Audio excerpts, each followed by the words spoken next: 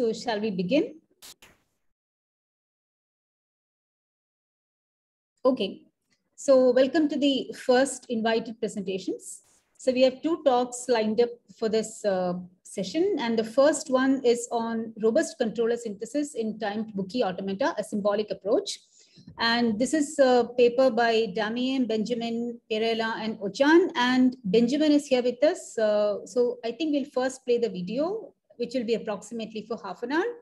And then we'll take the questions. So you can, if you have questions, you can write it either in the question box or you can raise your hand at the end of the talk. So we will have a Q&A at the end of playing the video.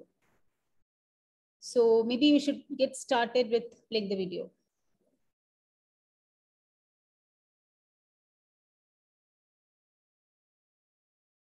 Hello, everyone. During this talk, I will speak about some results about robust controller synthesis in time Bookie automata by using a symbolic approach. And this is a joint work with Damien Busato-Gaston, Pierre-Alain Régnier, and Ochan Sancour that we have published in the CAV conference in 2019. So our motivation is to perform real-time synthesis. So in this setting, we have a specification and we have an environment that we want to direct towards the specification. So we will control it by using some kind of controller.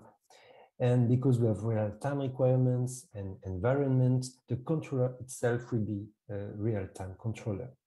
So the way we model that mathematically is by using the setting of two-player games, where you have an arena and then two players, an environment and a controller. And both together, when they play and they interact, they should fulfill some kind of specification that could be modeled with a formula. Again, because of the real time, the game in which the environment and the controller will play will be a time game. So we could consider an example of train, and you have a very simple example here with a track with 4 stations and 1 train. And then somehow there are some timing requirements, timing constraints that in between 2 stations, for instance, the train may take between 200 and 300 seconds to go. And this is some kind of uncertainty because the controller, the driver could speed up a little bit, for instance, in between 2 stations.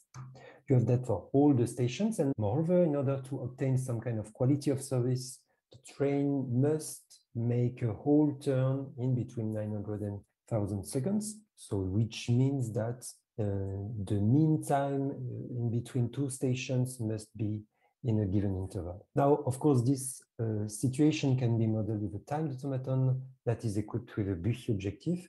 Here we use 2 clocks, one for the timing constraints in between 2 stations and another clock in order to model the overall turn around the station 0. Now, the whole purpose of that is to be live and so to satisfy a Bookie objective, which means that you should never get stuck at some point in the automaton. Now, of course, it's better and more challenging if we add another train in this situation with another constraint on the global time in order to make a whole turn around the track.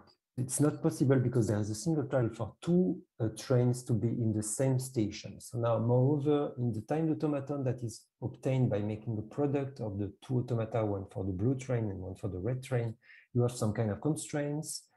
And the question now is again the same. Is it possible in this kind of Bookie automaton with a more difficult Bookie condition? Is it possible to run it forever, or will you get stuck at some point?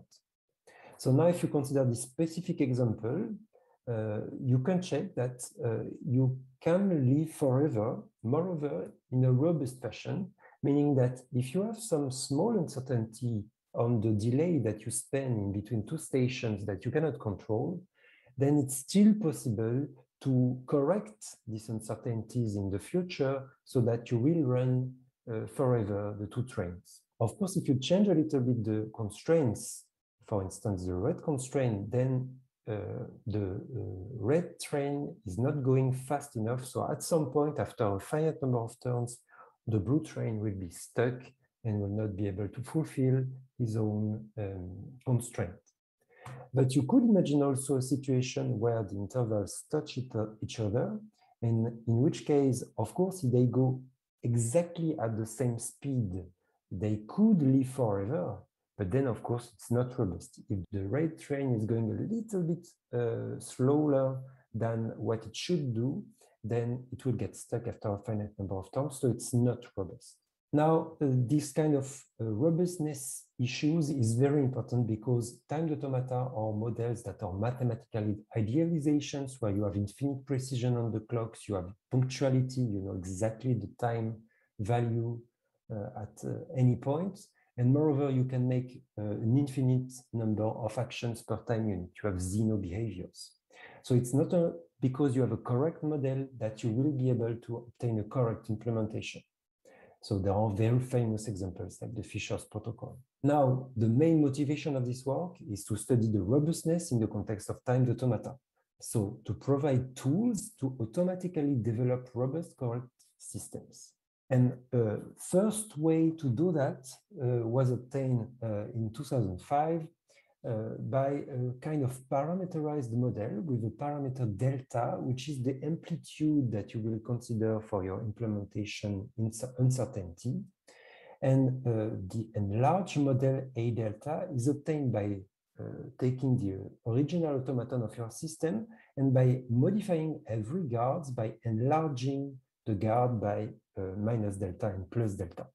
So you obtain some kind of automaton like that is able to simulate the clock drift at any point. It has been shown to have a direct link with the implementability problem.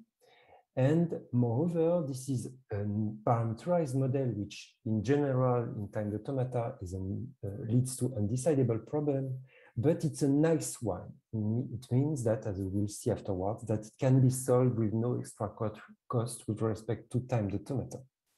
However, if you fix the parameter value, if it's not a parameter anymore, but you give it a very specific value, then you face state explosion problems. So let me illustrate with a very famous example again, given by Puri in 2000, an example of what happens if you let the system evolve without a guard enlargements and width.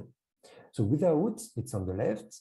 So you start with a particular point in location A with both clocks being value 0, and then you let the time elapse and you reach the location B. So here in the original model, you obtain a single point with value x being equals to 1 and y equals 0. But already in the enlarged model, you could have some uncertainty between an interval of amplitude 2 delta. Now, if you continue like that, you let the time elapse, you see that already the zone that you obtain is a little bit larger on the right in the enlarged version. And you could continue like that, making the transition, taking the transition from B to C, resetting the clocks. Once again, you obtain something which is a little bit larger on the left than on the right. And you continue like that, you take again the transition from C to B and then from B to C. And on the left, you have reached a fixed point. You will no longer obtain some new configurations when you let the system elapse. But now, if you are in the enlarged version, at each time you take an amplitude delta more in the zone. And you continue like that. And of course, at some point, the whole plane is filled up. And now the bad location is reachable on the right, which was not at all reachable on the left. So you see that new behaviors happen when you let this enlarged version system evolve. Now, the problem that has been called robust model checking is, given a timed automaton and a property phi, does there exist a parameter delta such that this enlarged version, this enlarged system still fulfill the property phi? So for safety properties, the problem has been shown to be p-space complete. And for MTL properties with some kind of restrictions, the problem has been so shown to be X-space complete, which is the same complexity class as the standard model checking for this particular class. Now, if you want to compute the largest delta possible and not only show its existence, it's still possible for some kind of quantitative safety properties, again, with some restrictions on the kind of timed automata that you are able to consider. And this is because of some kind of parametric DBMs that have been used by Jobert and Régnier in 2011. Now, this is not exactly the problem we will solve. What we want to study is the game semantics. So it's a more dynamic view of robustness. So now in these games, you take a parameter delta again, and the game at each configuration L new, the controller will choose a transition, either the blue or the green one. So for instance, he will choose the green transition, and he will choose a delay so that no matter how the environment will then a little bit modify the clock value, it is still possible to fulfill the guard. Then the environment indeed chooses a way to modify the delay with an amplitude delta. And then a new state is reached by firing the transition after a delay, which is d plus the perturbation epsilon. So the robust controller synthesis problem now requires to see whether or not there exists a parameter delta such that the controller can win this game no matter how the environment is perturbating the situation. Now, the difference with respect to the guard enlargement model is that you have some kind of convergence phenomena that appears now. So in this particular system, it's completely possible to run it for infinite number of times. There is a Buchy execution that is possible. So you start with a particular valuation, you delay for half unit of time, and then you reset the clock, you go to L2, you again go to the smallest value possible, y equals 2, you reset the clock, and now you continue. Now you delay for quarter unit of time, and you continue like that, and then 1/8 of unit of time. And you continue like that, but you see that this run is theoretically infinite, but it requires an infinite precision. And with respect to the game semantics, it means that at some point you will not be able to give to the environment an interval of amplitude 2 delta to play with. And so at some point, it will make the game stop. So the whole point is to detect this kind of convergence phenomena in the timed automaton that you are playing with. And the crucial point is that it's not possible to do that using only region automata. You need one more thing, which is the kind of orbit graphs that has been introduced by Puri in 2000. So orbit graphs is a way to store the reachability relation between some vertices, the corners, the outside corners of the regions. So you see here a possible execution from a given location L1 to the same location L1. So it's a cycle in this timed automaton. And along this cycle, you get a set of regions, of possible regions, and you track the relationship in between the corners of the regions. So of course, because of non-determinism with respect to the time delay, it's still possible to have multiple neighbors. Now, because it is a cycle between the same location and region, you can fold this orbit graph in order to obtain the folded orbit graph, the FOG, and obtain such a structure, a combinatorial structure. And this structure is very powerful. Now it somehow describes the reachability relation, which means that you could put some kind of stochastic distributions on the edges of these folded orbit graphs in order to exactly produce the reachability relation from any valuation of this region to another valuation lambda prime of this region. Now, not only it describes the reachability relation, but moreover, it gives some kind of combinatorial way to check this convergence phenomena that we have seen before. In this particular example, you see that the folded orbit graph has a very particular structure with an initial component, which is a strongly connected component, that is not strongly connected to another strongly connected component. It means that we will lose some probability from this initial component to the other one, which means that the valuation tends to go to this corner when the time elapses. And this is exactly the convergence phenomenon we had before. So there is a notion of aperiodicity, which means that you should be strongly connected, not only for the particular run cycle row, but also for all their iterations. And this notion of aperiodicity is exactly the good notion to check whether or not the controller has a robust winning strategy along this particular cycle. Moreover, this aperiodicity property, even if it implies to check something for all k greater than 1, it can still be checked in finite time because you can obtain a bound big, but still a bound, so that you check something on the folded orbit graph of one particular iteration of the cycle. Now, because of that, you just have to guess a reachable aperiodic cycle, check aperiodicity using this characterization in the Huggian automaton, and so you obtain a p-space algorithm in order to detect robust controller synthesis, to solve robust controller synthesis for timed automata where the environment has only the choice of the perturbation, so which we call deterministic timed automata. This result has been improved in order to remove this restriction on the determinism, so that the environment has also to resolve the non-determinism of actions. So you could imagine that the controller chooses action A, but there are still two outgoing transitions with this possible action. And so now the environment not only chooses how to perturbate the delays, but also which transition to take following this action. And then in this context, the problem becomes time complete because it's really a game in the region automaton and not only an automaton anymore. So in both cases, notice that this is the same complexity that we obtain in the standard controller synthesis for deterministic timed automata or non-deterministic ones. Now, the problem that we have faced in 2016, around like that, when we have started working on that, was it's very good, but it's not at all practical because it needs to compute the region automaton first.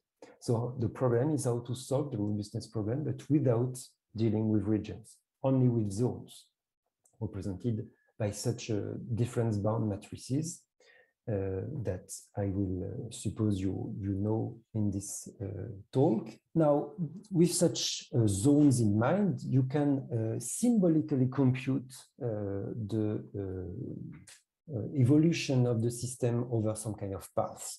So if you consider a single transition row, then you could consider a particular zone of your system and compute effectively all the predecessor, so all the valuations, such that if you let the system evolve along the transition row or the run row, then you will go in a valuation nu prime that is in the zone Z that you are considering.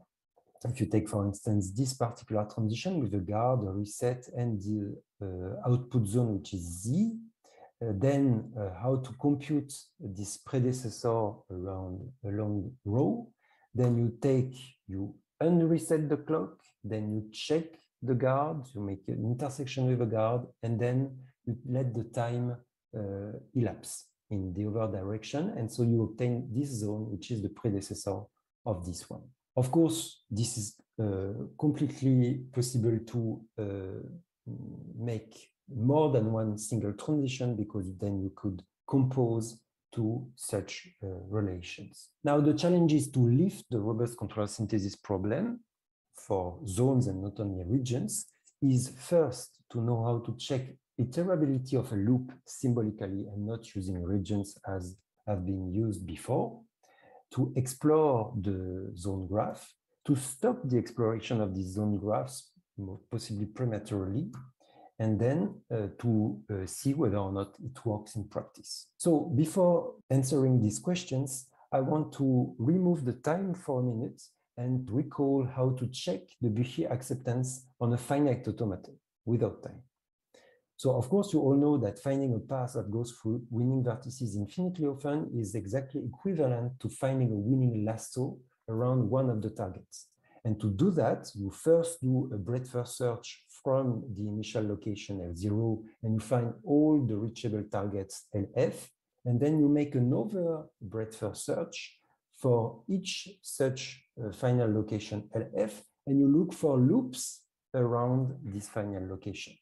Then you will obtain a finite prefix ρ1 followed by a loop ρ2 that can be iterative.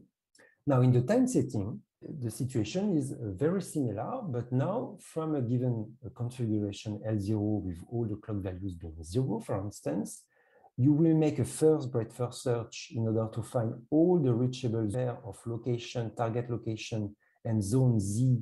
And then from each such target location LF, notice that we would not start with a particular zone Z. You will launch a second breadth-first search that will look for loops around the location LF. Now, the tricky part is that for every such cycle, we will show how to compute the largest infinitely iterable zone Z prime, which means that it's the biggest thing that you can do so that you can play along ρ2 in order to still be in Z prime afterwards. And then the Buchy condition in the time automaton can be checked by checking whether or not Z and Z prime, so the reachable zone and the infinitely iterable one, intersect or not, which is, of course, testable with DBMs. The tricky part is just to compute this largest infinitely iterable zone Z prime. And the good thing is that it's possible to do it by computing a greatest fixed point. So the greatest fixed point of this operator predecessor along ρ that I've presented before, which is, of course, the limit of the predecessor for all the iterations of ρ starting from the whole zone, is exactly what we want to compute. This is this zone that we want to compute. And moreover, it has been shown that this fixed point computation can be performed with a finite number of time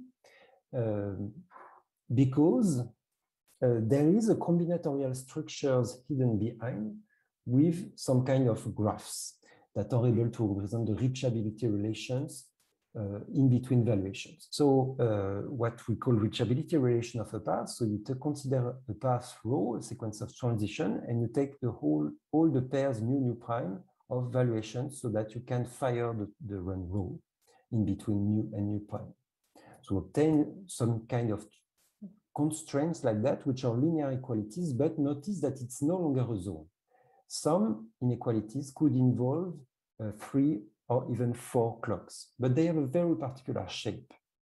And this very particular shape has been used in 1999 to model them, to put them in a graphical representation. So this representation uses some kind of lift in between valuations and the last time that the clock has been reset. It's not at all important for this talk because I just want you to give some ideas about what we did. And so you obtain such some kind of graphical representation of the reachability relation along the run ρ, which looks like that. So you have some kind of nodes that represent the clocks, and you have some edges that represent the constraints. Now, the good thing with that is that the composition of the relations now is just about gluing the constraint graphs together. And once again, as for folded orbit graphs, you can just remove everything which is inside the constraint graph, and you obtain a very simple constraint graph with an input and an output, which is able to represent the whole reachability relation. So it's not zones, but there is a combinatorial structure, a graph structure, which is able to represent the whole reachability relation. Now, with that in mind, it's possible to compute the largest infinitely iterable zone Z prime because you just compute the greatest fixed point using this kind of reachability relation in order just to prove that at some point it will terminate. So at a finite number of steps, either it has converged and you have obtained the infinitely iterable zone Z prime, or it has not converged, in which case the greatest fixed point is empty. So it's not possible to loop in ρ2 infinitely many times. Now, with respect again to Buchy checking in a timed automaton, there is another problem, which is to stop both explorations, the two BFS that we compute. And the tricky part is that using zone inclusion or even zone equality is not complete. It's completely possible that you have two runs, row 1 and row 2, that go to the same zone, but still, for a particular run, row 3, row 1, row 3 will be infinitely iterable, but not row 2, row 3. And so once again, the solution will be to use the reachability relation that we have just presented. And so not only to compute the zones, but the whole reachability relation along run row 1 and row 2. And now checking the inclusion for these relations is indeed complete. And so the inclusion check can be performed efficiently using a canonical representation of this relation as a polyhedron in the 2n dimensional space. Now, of course, this was just a new way to do the Buchy checking for timed automaton, but it has nothing to do with robustness. So now for robustness, the only thing that you have to modify is to check whether a given lasso is robust and not only compute the largest iterable zone of a particular cycle row 2. So checking this robustness is again doable by some zone computation, some symbolic computation. And the tricky part is to make sure that no matter how the environment is perturbating the situation, you will still get into control. So the way to do that is to use the shrink operator, which takes this zone as an input, and then computes the shrink by delta on this part and on this part, which is sure, so that you are sure that if you play in the dark gray area, no matter how the environment is perturbating the delays, you will still get in the light gray area afterwards. So this shrink operator is indeed computable if you allow for some kind of shrunk dBMs that have been introduced before, and that allow for the use of the parameter delta in the constraints. So using this shrink operator, you can compute not only the predecessor along a given transition or a run, but the controllable predecessor. So the thing that the controller can still guarantee after playing a particular run row. Now, the fixed point formulation that we have seen before for checking whether or not a cycle was infinitely iterable can be also put with respect to the robustness issue. So a lasso will be robustly iterable if, when you take the controllable predecessor of row 2 and you make the greatest fixed point of that, and you again consider the controllable predecessor following the prefix row 1, then inside this zone, this rank dBm, you get the variation 0, which is the initial value of all the clocks. And once again, because of pumping argument on a structure that I will show in a minute, that represent the reachability relation, we are able to prove that this computation of the greatest fixed point terminates after a finite number of times that does not depend on the parameter delta that is fixed but still unknown. And so the constraint graphs that have been used before is not enough in order to show this termination, and we have to introduce a new model, which is the branching constraint graphs, because of this shrinking operator, because a shrink says that you have to be less than something plus delta, but also greater than something minus delta. And so because of those two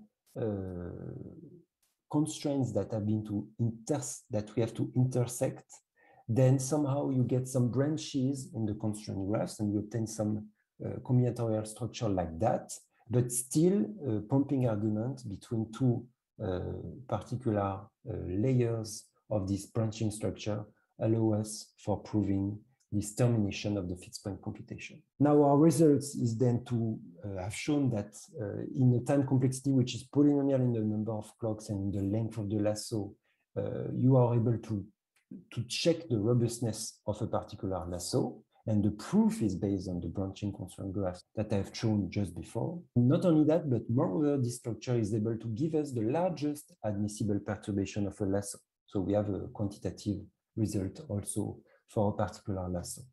And then using again the reachability relations as before to stop early de-explorations, we are able to give a double BFS algorithm on the zone graph that we can explore on demand to solve the robustness controller synthesis problem. So we have given a symbolic approach to check the robust controller synthesis in timed automata with an applicability for moderate size problems, which is more than before, where no tools were known for solving this problem using regions. And we have thoroughly used reachability relations machinery to solve various problems in this setting. And we think it might be applicable to other problems. As future works, of course, for now we have used double BFS to solve the Buffy condition, but we could use a smarter algorithm to do that. Run the explorations in parallel for several accepting for the second BFS on several accepting locations. We could run these explorations in parallel to speed up the computation. Use extrapolation techniques in order to remove the bounded clock requirements that we have for now. And moreover, for now, we have only considered deterministic perturbation, which is chosen by the environment, but we could compute also the same using zone with stochastic perturbations or even some kind of non-deterministic choices for the opponent. I thank you for your attention, and I will be glad to answer your questions now.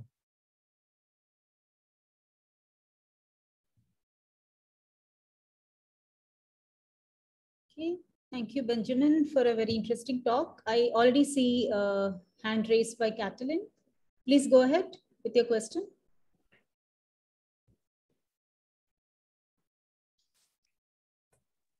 Martin. Okay, yeah, thank you. I'm also trying to start my camera. No, it doesn't seem to be able. But you can hear me, yes, right? Yep. Yes. Okay, thank you so much for this interesting talk. I appreciate this topic of robustness very much. My question was, your notion of perturbation is basically still considering clocks to be synchronous, right? If you have more than one clock. So would it also cover or easily translate to a setting where clocks can drift relatively to each other? Thank you for the question. So I'm not quite sure like this. So,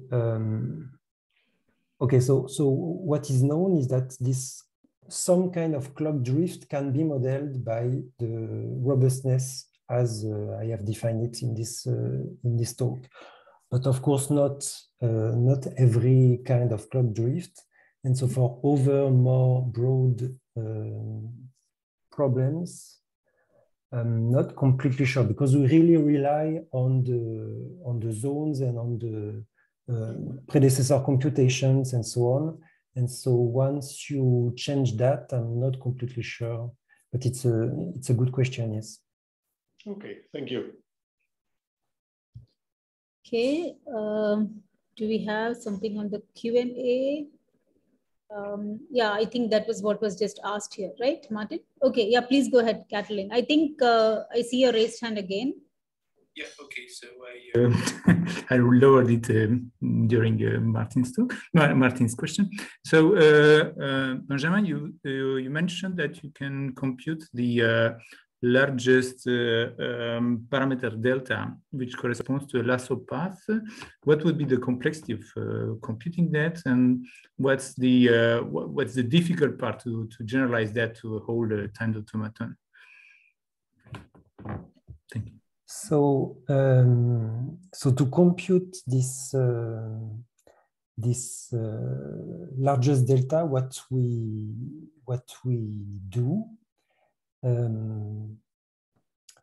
Okay, so what we do is to do all the computations in a symbolic way. So we can compute the greatest fixed point symbolically with no knowledge about delta, So we use the algebra, which is all the sums of integers plus natural numbers times delta. And so with that algebra, we can do all the computations of the greatest fixed point. And along the computation of the fixed point, we have some constraints that should be fulfilled by delta, so that, for instance, you see that 1 plus 2 delta is always smaller than 2 plus or 2 minus 3 delta if delta is small enough. So we grab all these constraints on delta along the computation, and at the end, you find the greatest value of delta so that all the constraints are fulfilled, and then you're sure that this is the biggest constraint that you can put on delta. Now, this is only for the computation of the greatest fixed point. So all the steps that you have to do on the controllable predecessor. And of course, this is just for one lasso. Now, we don't know how to generalize that for now if we have several lassos, because now all the constraints that you will compute along the computation of the fixed points, they will not combine very easily. So then we do not know how to generalize that. So of course we have an upper bound on delta somehow, but we do not have the minimal value that you could get by a smarter analysis. So for this, we do not know yet how to do it. Okay, I see. Thank you. Thank you. Okay, so do we have more questions? I had a question actually. Okay, so recently there has been a lot of work on timed automata with the stack, where the stack is timed or untimed. We have seen both variants. So I was wondering if the kind of robustness analysis we have done, would it work when I have a time stack, right? Because when we have a time stack, we put this age constraints. So when I pop a symbol, I can check, okay, has this guy been on the stack between so-and-so time units? So maybe there also I can apply a robustness notion, right? Typically. And of course, there has been some analysis of time pushed on automata, of course, not in the game setting, in the non-game setting, using, I think, zone analysis, as well as some tree-width approach and region approaches. So I guess. Yes, this is very, very nice idea. I don't know if it's doable or not. So indeed, the game thing is what makes the situation more complex. So if we come back to a simpler setting, then we could combine that. So the main thing that we have learned during this work, so I don't know if we can generalize it or not, but one main ingredient that we have learned is that storing this whole reachability relation in a smart way makes the life easier. So it's not only this branching constraint graphs and all of that, which is really specific to the robustness issue, but also storing with polyhedron the whole reachability relation could make some more applications in some broader context that, of course, we did not explore yet. Yeah, but I also suspect maybe your techniques would already apply in the case of an untimed stack, right? If I'm just keeping the stack for some other modeling, but I don't want time on the stack, maybe yes. I think your technique should apply, and maybe you'll have some more case studies which you can handle already. Yes, perhaps. yes, definitely, yes. Thank you. Okay. Good idea. Thank you very much. So if we don't have any more questions, let's thank Benjamin for a very nice talk. Thank you. Thank you very much. Krishna. Thank you. Yeah. And we will move on to the second talk of the session. So this is on urgent partial order reduction for extended timed automata. And I believe this is going to be presented by Marco Muniz. Am I right? Welcome to this talk. My name is Marco Muniz from Aalborg University. First of all, I would like to thank the organizers for the opportunity to present our work in urgent partial order reduction for extended time automata. This work has been already presented in ADVA 2020. This is an invited talk because we have two papers at formats 2020 21, which are extremely connected with this work. In one paper, we work with partial order reduction for time games. And on the other paper, we use some abstract interpretation to infer bounds on the discrete variables used in extended time automata.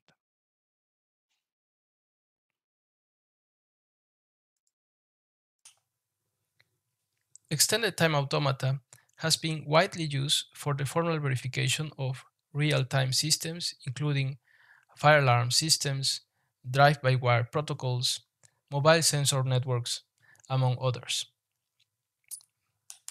The reason why time automata has been chosen for these modeling tasks is because it provides a number of convenient features for modeling. It provides clocks, integer expressions, arrays, broadcast channels, committed and urgent locations, and C-like functions. Let's see some examples of extended time automata. Here we have a network with automaton A1 and A2. A1 has a real value clock, X, A2 has Y, and there is a clock constraint X smaller or equal than 3, which is saying when this edge E1 can be taken. There is the integer variable I that here is being decreased by 10. The semantics are given by a transition system, and the states are of the form of location vectors, zones, and integer variables. A zone, like here, the one in the right, is a conjunction of clock constraints. Here we have all possible values for the clocks X and Y. If the edge E1 is taken, then the clock constraint, which is here in red, will be intersected with the zone and is going to take us to the successor. In a similar way, if E2 is taken, then it will lead to the successor. There are committed locations. For example, here, note that if E1 is executed, then L prime 1, it belongs to the committed locations, and by the semantics, what is going to happen is that E3 has to be executed immediately, and it's going to disable this edge temporarily. There are broadcast channels. Here we have a sender, and then we have two receivers. Now we are going to be doing some static analysis, and then we have partial information, which means that there are 2 to the power of n possible synchronizations for n receivers. This could be, for example, when E1 fires and the other are not ready to fire, or E1 and E3 fire, or when all of them can synchronize. Here we have an example of the implementation of a fire alarm system from a German company using extended time automata in the model checker UPAL. As we see, it has a number of components, and it is very easy to model the system. However, there is a problem that the state space will grow exponentially because of in the number of components. This is known as the state explosion problem. And in this presentation, we are going to present a technique that is going to help in fighting the state explosion problem. Partial order reduction is a very well-known technique used to fight against the state explosion problem. In the rest of this presentation, I'm going to use English sentences to give intuition, but in the case of some confusion, you can always refer to our paper where we have the formal definitions. One of the key concepts of partial order reduction is the independence of actions. Intuitively, two actions are independent if they do not disable each other and if they commute. In this example, we have that starting from S, by firing A1 and A2, we can reach the same state as firing A2 and A1. Another component of partial order reduction using stubborn sets is a function st mapping from states to sets of actions. If we see in this example, we have here a portion of a transition system, and the function st is gonna guide the exploration, potentially yielding a smaller transition system. If this reduction st satisfies these two conditions, R and W, then it will be reachability preserving. Condition R says that a stubborn action must be executed before a goal state can be reached. And condition W says that stubborn actions commute with non-stubborn actions. These two conditions will ensure that we preserve the goal states. What about partial order reduction for time systems? Well, there has not been much work in the area with time systems. The main reason is that time is going to introduce dependencies among actions. As we see in this example, we have a network of two automata, A1 and A2. A1 resets clock X and A2 clock Y. By starting at a state L1, L2, where clocks are equal, by firing A1 and doing a delay, and then firing A2 and doing a delay, we arrive to a state where Y is smaller or equal than X. If we execute A2, a delay, and then A1, then we reach a state where X is smaller or equal than Y. So as we see here, these do not commute, and some authors, they are doing, they are considering local time semantics to avoid this problem. Some other authors are gonna consider an over approximation, which could take, for example, the union of these two states. But we have a different approach. Our approach is called urgent partial order reduction. We have implemented this technique in the context of discrete time Petri nets. This was presented in CAV 2018. We have also extended our technique to the context of two-player games presented in Concord 19. And we have extended our technique further to the context of discrete time two-player games. And this is a work that is going to be presented in formats 21. Our reduction has a key component, which is this ST function that takes a state and it will return a set of actions. At exploration verification time, these actions are the ones that are going to be unfolded and are going to be explored. We have a number of conditions that this function has to satisfy in order to ensure correctness. The conditions R and W are already from classical partial order reduction, and our approach requires two additional conditions.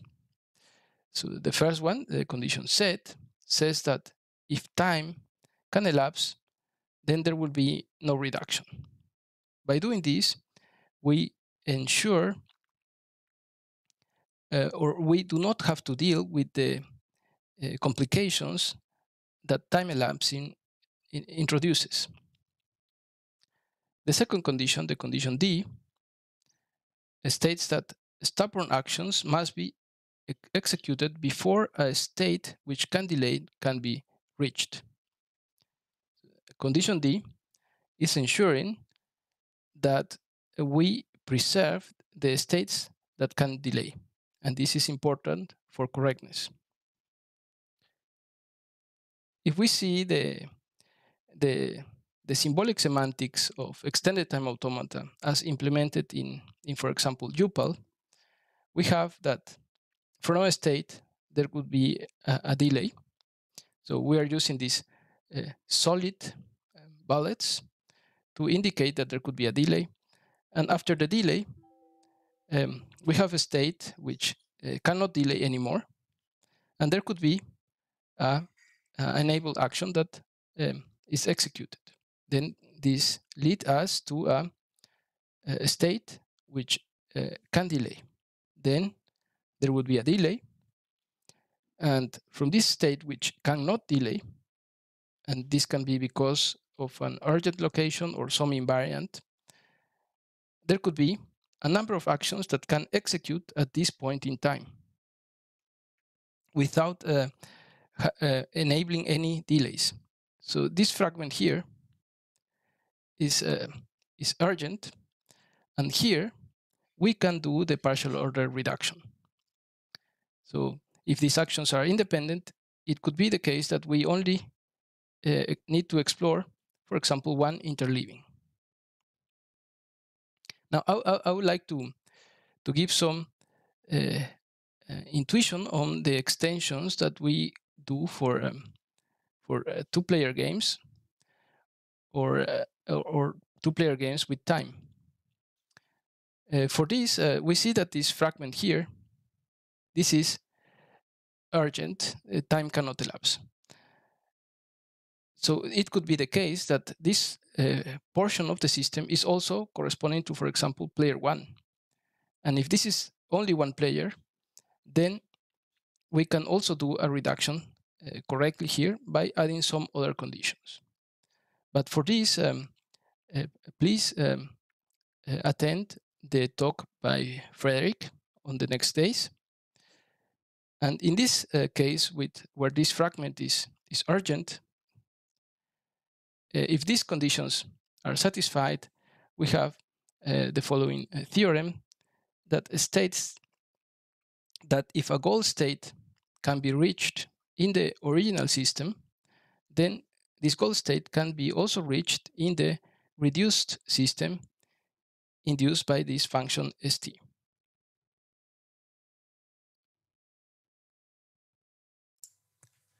In what follows, I would like to explain how have we implemented our theory in the context of extended time automata. We had to make a decision to what are actions in this context. For us, actions are sets of edges. For example, in this here we have a network of 3 automata, and there is a broadcast channel, an array of broadcast channels, and it could yield the following set of actions. We have E1, where the sender is alone, or we have E1 and E2, where there was a synchronization between these two, or the other possible cases, including the case where all these 3 edges have synchronized, and we also have the edge E4. Now observe that if we add another component and there is another receiver, then the number of possible actions is going to grow exponentially for this broadcast channel. So what we do is we only consider the maximal actions for the broadcast containing all possible synchronizations. So we are a little bit pessimistic, but we are conservative. Pessimistic because this could add more dependencies than there really are. Another optimization that we do is that if you consider this edge E1, and if we are in an urgent location, and if this guard was satisfied, then in order to execute E4, because x has to be greater or equal than 20, time has to elapse. And since we preserve states which can delay, it is not necessary for us to add this edge in this point in time to the actions. So our implementation will be considering in this example only this set of actions. Once we have defined what are actions, we need to define when they are independent. For this, we defined a number of syntactic conditions. The first one says that the source locations of the actions have to be disjoint. Here we have a counterexample, and we see that the action E1 and E2 share the source. And if we execute E1, then E2 gets disabled. So this is not allowed.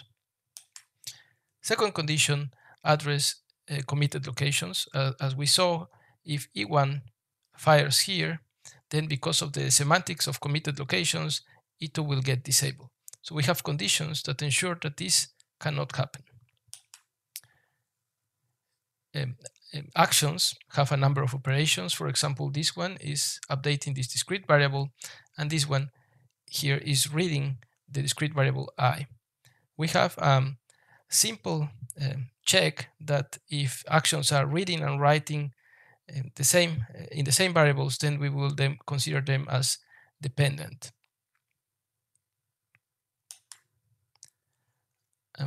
As we have seen in a previous example, if we are in a zone, then by executing E1, we will go to this region.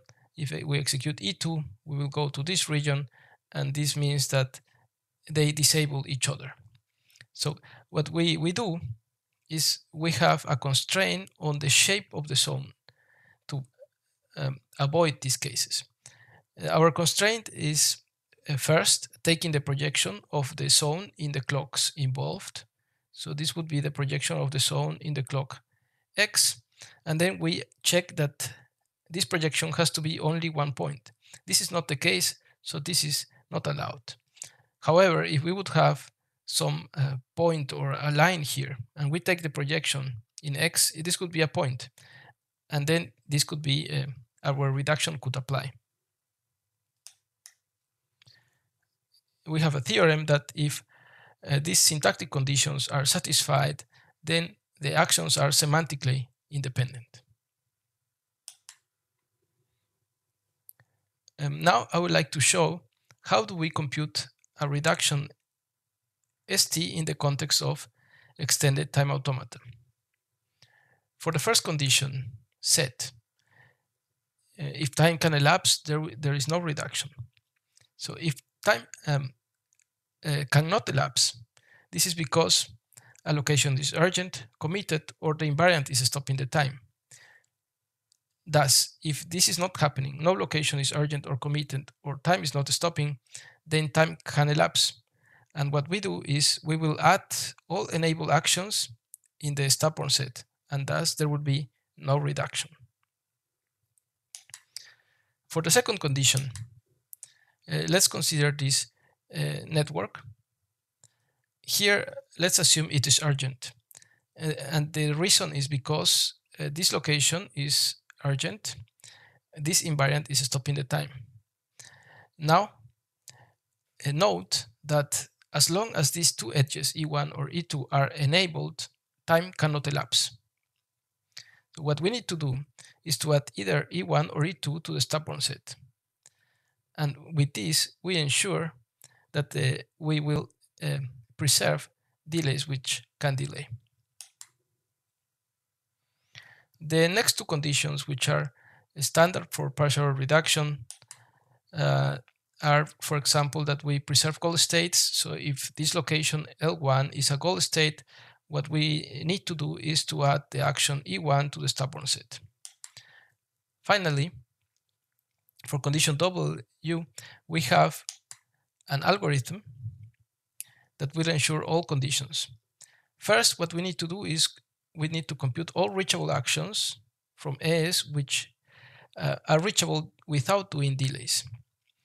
Then we compute an initial stubborn set that is going to satisfy the conditions set, D, and R, as we have shown in the previous slides.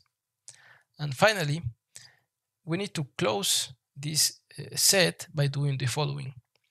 If there is an action in the stubborn set that is disabled, then we are going to add all actions which can enable it. And if there is an action which is enabled, then we are going to add all actions which are not independent, namely actions which can disable or which will not commute with it.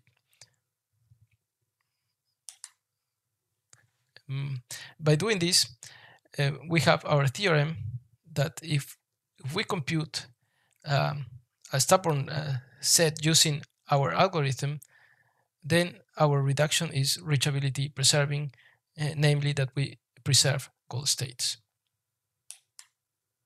We have implemented our algorithm in UPAL, and we have executed it in a number of real-world case studies. In this table, here we have in these two columns the values of doing the experiment without partial reduction. In here we have with partial order reduction, and these two columns are a ratio to compare obtained by dividing A by B. We have the FAIR system, which has 13 sensors, 15, 17, up to 100 sensors. We have for this system 3 queries. We observe that without partial reduction, the number of states is growing exponentially, and it goes out of memory from 30 sensors. With partial reduction, it scales quite well, and we see that we are able to verify all the system in all for all queries, and we have exponential savings. It is important to say that for these two properties, it was crucial to only consider the reachable actions without delays, that can be reached without doing delays. Otherwise, this won't be seen as independent. We have other examples. In this case, secure ride sharing, it's from 6 to 9 components, 2 properties. Then we observe that there was no reduction in this case, and the speed is about twice as slow. So there is an overhead doing the partial reduction. For deadlock, we observe that there is some reduction, and that without reduction it goes out of memory, while with partial reduction we are able to verify one bigger instance. Then we have other 2 case studies where there was no reduction. In one case, the overhead was about 50%, twice as slow, and on the other case, the overhead was almost silent.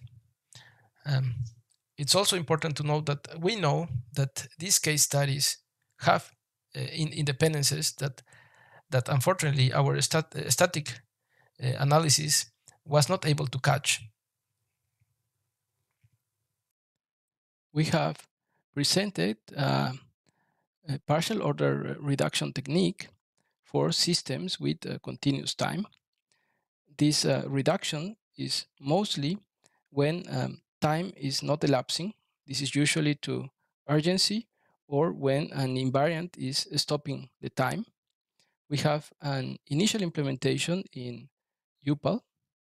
We have a very simple but fast static analysis for detecting dependencies among actions.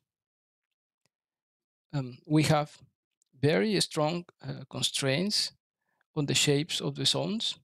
So we are conservative, but we are kind of pessimistic. But nevertheless, we have very encouraging experimental results. For future work, we would like to improve our static analysis. So in the next days, Sebastian is going to give a presentation on a paper that we have on integer static analysis for a better extrapolation in UPAL.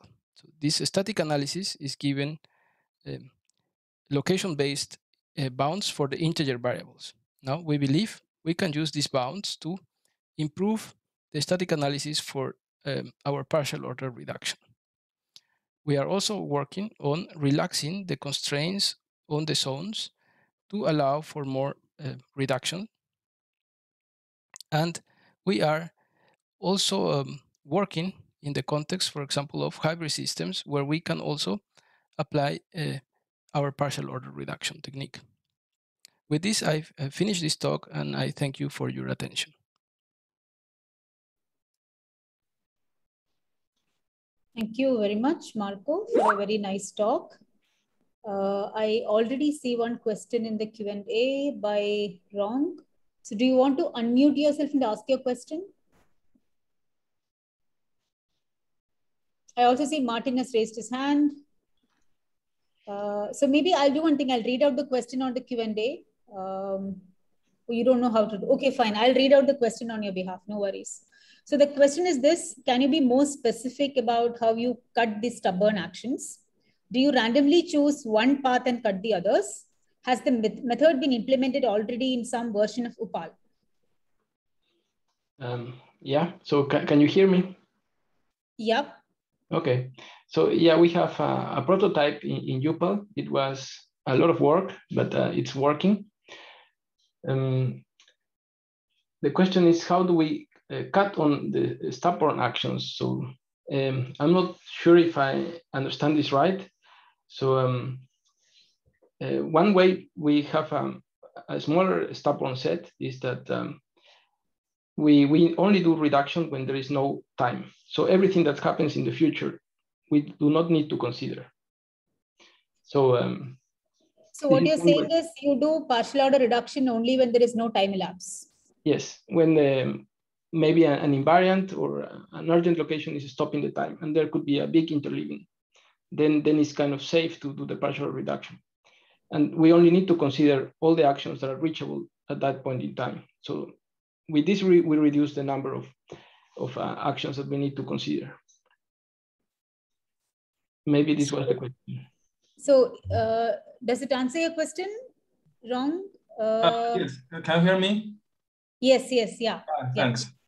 It's just to follow that line. So you have a picture with branches of actions, stubborn actions, and I noticed that you just in the picture you just randomly choose one path, and it seems like you choose that one to reduce the number of states. Is that so, or you have some other answers? Yeah, that's true. We do not have any heuristic for that. So it's basically pre-computed somewhere in Upal before, and we just take the first one. Ah, I see. Yeah. Good. Thank you. Yes. Martin, do you want to go ahead and ask? Yeah, okay, fine. Thank you for the talk. I was just asking myself, looking at some of your examples, at least the fire alarm would seem to be amenable also to forms of symmetry reduction, right? And I was asking myself, how would the two compare in terms of reduction potential? That's true. So they look very symmetric.